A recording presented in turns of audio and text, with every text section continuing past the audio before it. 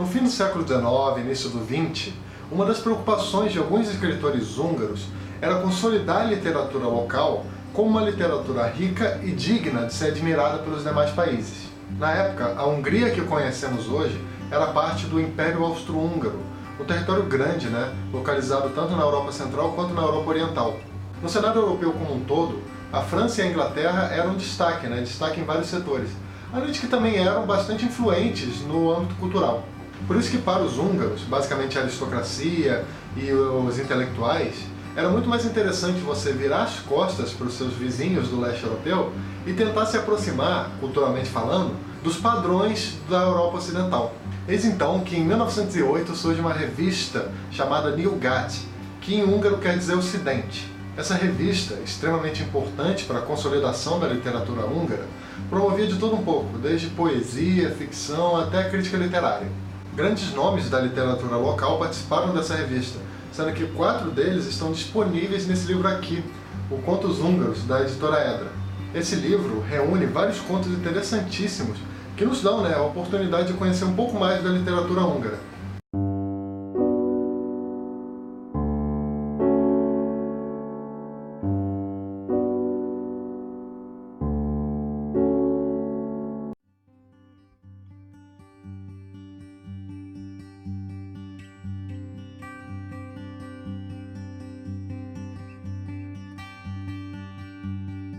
A Hungria é, e continua sendo, um país muito distante e pouco conhecido para muitos de nós brasileiros. Só que como uma das propostas desse humilde canal literário é trazer coisas um pouco fora do usual para vocês, eu trouxe hoje exatamente esse livro, Contos Húngaros, que é uma ótima porta de entrada para conhecer a literatura daquele local. O desafio não foi só fazer a resenha, mas também descobrir como se pronuncia o nome de cada um dos escritores que estão nesse livro. Eu dei uma pesquisada e tal, mas como nunca se sabe se tem alguém fluente em húngaro assistindo os vídeos, eu já peço desculpas se tiver algum erro de pronúncia aí. Bom, o livro ele contém 10 contos, divididos em 4 escritores, e também tem uma introdução bem legal, quase uma pequena história da literatura húngara, que foi escrito pelo jornalista Nelson Ascher. Como fica um pouco complicado falar de todos os 10 contos aqui, eu vou focar mais nos autores e também nos contos que eu mais gostei. O primeiro autor que eu vou falar aqui se chama Dezső Kosztolányi, que é um escritor húngaro que inicialmente ganhou fama por conta do seu talento como poeta, mas depois de um tempo ganhou destaque como contista também. Além disso, ele também foi um importante tradutor.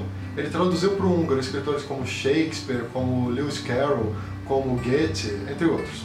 Dele eu escolhi um conto bem interessante que se chama Velhos, onde temos a história de 2 idosos, um chamado Moisés e o outro chamado Daniel. O Moisés era filósofo e o Daniel era botânico. Ambos viviam no campo, mas resolveram voltar para Budapeste para tentar reviver, viver exatamente como no tempo em que eles eram estudantes. Eles então alugaram o mesmo quarto em que ambos moraram juntos na época que eram estudantes, que eram jovens. Eles também almoçavam no mesmo lugar, tentavam jogar xadrez da mesma forma, entre muitas outras coisas.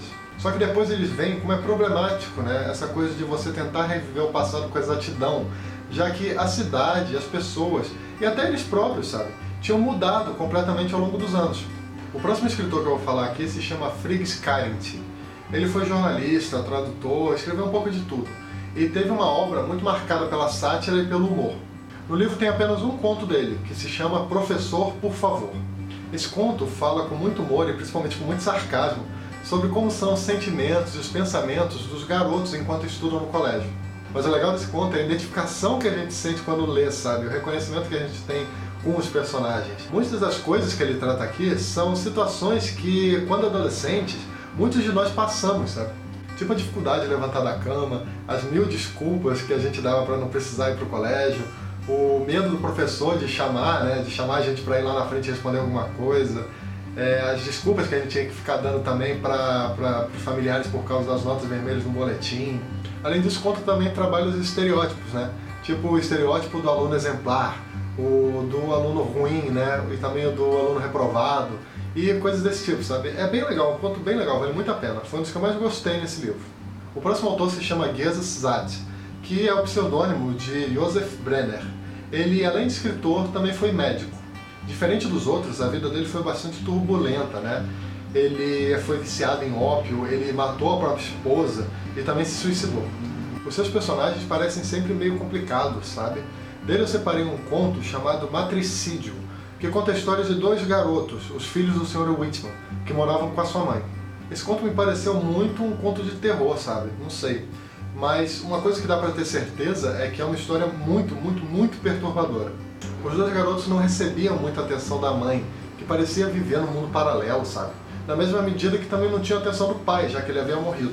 Não sei se por isso, ou muito mais provável, né, por conta de um desvio de caráter, esses dois garotos se divertiam nas horas de tédio, torturando cachorros, torturando gatos, corujas. Como diz no livro, né, eles tinham um interesse enorme pelo mistério da dor.